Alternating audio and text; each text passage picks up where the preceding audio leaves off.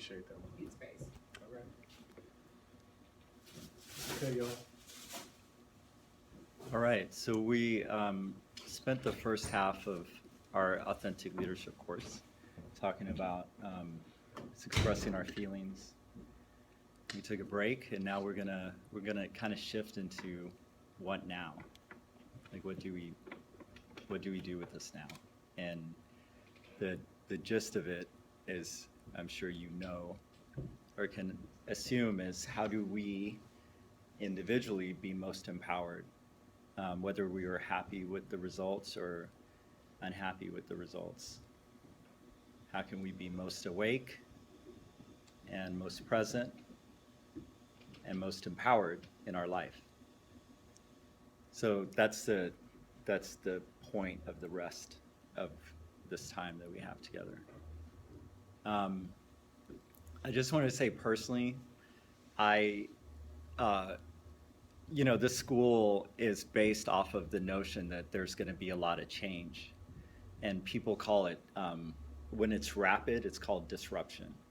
So that we exist as a community. We came together, Michael and I originally, and then this whole thing was created around this idea that these next few years, these next few decades, are going to have a lot of change. And it's already started, and there's going to be these big disruptive things that happen, like really quick, big changes. And for me, last night was one of them. It was a big disruption. It was something that even for me, who I love to study change and I love to understand change and disruption, I was shocked by it. I really was just shocked. But what I saw is that, this is going to, in different ways, whether it's in politics or whether it's in other ways, we're going to have disruption. And it's really, really important for us to be as empowered as possible through disruption. Are y'all with me so far? And one of the things that I like to take on, and is really important to me, is a notion that whatever happens, so let's put that, whatever happens, not White House, is either for me, no, is either for me, if it's a challenge or something I don't like, I turn it into training. So I feel like it's training for me, as opposed to something bad. In the past, I would go to something bad. Or if it's something that I like, something that's good and easy, it's cause for celebration. So, so for some of us, what happened yesterday was a cause for celebration, but for most of us, based off of what you guys shared, there was a challenge, and it was a big disruption. And what I want to start with is asking you guys, looking at our culture as a whole and looking at our politics or our country, did you notice any of the things on the outside of the court showing up? And if so, what did you notice? Maybe. A shit ton of victimization. Okay. Who victimizing who?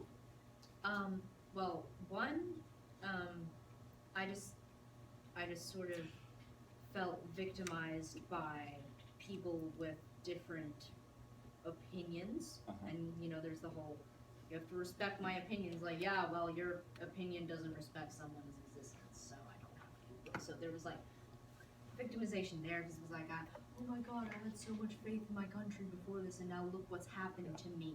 Yeah. And so there was that, and then there was also coming from the perspective of someone who would actually vote for this circus peanut. They felt they felt victimized by the establishment. Mm-hmm. They felt like, Yeah. well, the government has never given Yeah. a rat's ass about me Yeah. or my family or others like me anyway. And so like that has been happening to me. Yeah. And Circus Peanut over here Okay, so has hold on a minute. I let the first one slide. I can't let the second one. So I think it's really important that we free ourselves Yeah. from the need to name call. That's the easiest way for the conversation to become something that's not useful at all. And just, so, no matter how you feel about anybody or anything, let's try to keep the name calling to. Let's just not do it. Okay? I'm sorry. No, it's okay. No okay. need to be sorry. But you know, I do want to acknowledge you because you went a place that I wanted to go second, but you jumped in, which was you were looking at your own victimization. Yeah. But before we do that, and you did it the second time, I really want us to look outside of ourselves. And I know normally we're like, look into yourself. Look at our culture and look at our society and see if you see any of these showing up and how. But the part of the challenge is to do it without you getting into victimization or condemning others. But see if you can do it objectively. Like if we're just looking at ourselves as a culture, as a society, or maybe even as a world, where else do you see any of these showing up? Okay, Sam, and then I'll go that way. Yeah. Like almost half our nation is condemning the other almost half. And I think that's Yeah. Our nation's pretty much totally split right now, and both sides find it extremely difficult to find something they like in the other or finding kind of common ground. I think it makes it really difficult to even talk about a lot of the issues. Yeah. So what you're pointing is there's a big difference between disagreement or like me being a Republican or me being a Democrat, but you're pointing out that the Democrats are condemning the Republicans and the Republicans are condemning the Democrats. And so people can't even talk. All right, that's well said. Yeah, Ty. Yeah, I definitely feel that there's a lot of condemning self and others. Also feel there's a lot of word that's reflective. Because people are really saying like, oh, this is terrible, this is shitty, this is just horrible. So yeah. And definitely sometimes in conjunction with condemning others. Yeah, these kind of work together a bit. Because that's a great way of condemning others is saying those people are that way, and not being responsible that that's how I'm creating those people.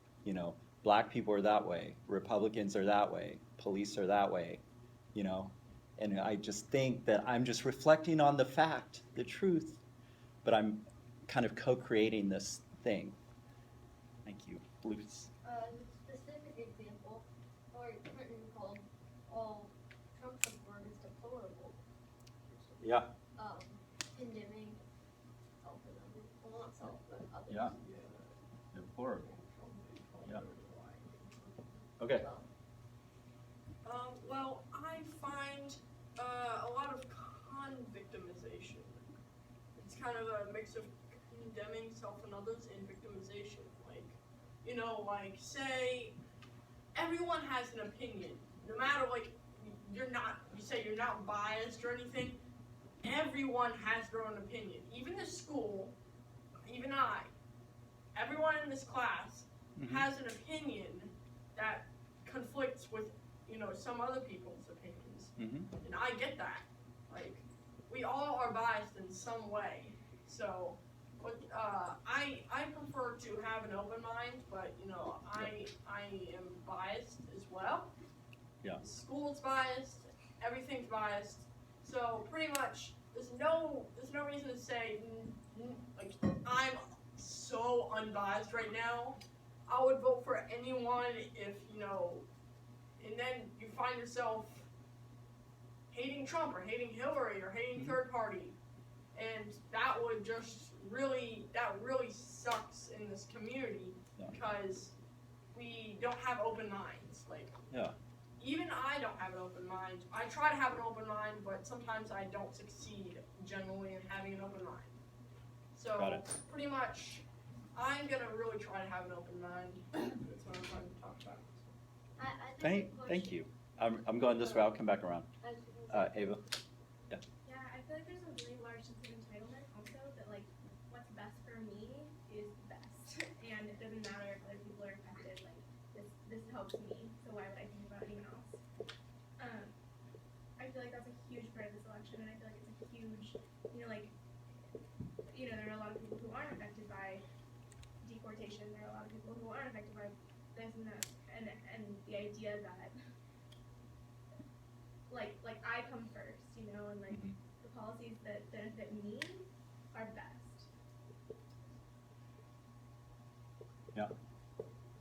Got it. Yeah, Josh?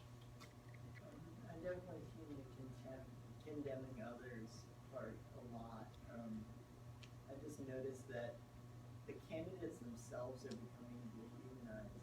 Mm. That, there's a lot of people saying, oh, Trump's a racist, oh, Trump's a sexist, oh, Hillary's going to take away my guns, oh, Hillary's going to take away my freedom. And, I kind of encountered both the people saying both of those things. And, they just have such a hatred for the candidates without being like, these are people. Yeah. Yeah. That's well said. Any more? Like anything else that you notice in our culture, in our politics, in our society? Yeah. There's a lot of like in the hybrid work.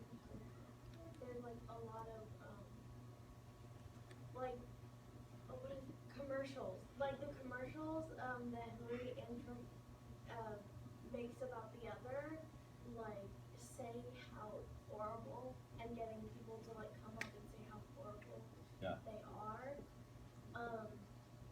Is like a lot, and like I watch them and I really like wow, and I believe all of it, like I believe all of it. So it's really what am I saying? It's really easy to believe those commercials, and you see them a lot. So I'm constantly watching things about how Yeah. horrible another person is. Yeah. Bless you. Excuse me. Yeah, and it's so easy to believe, and so either you're going to believe about one person or the other, and then it kind of becomes the source of the big division in our country. Yeah, Ty. I think not about as much as some other stuff, like the sense of almost like I told you so from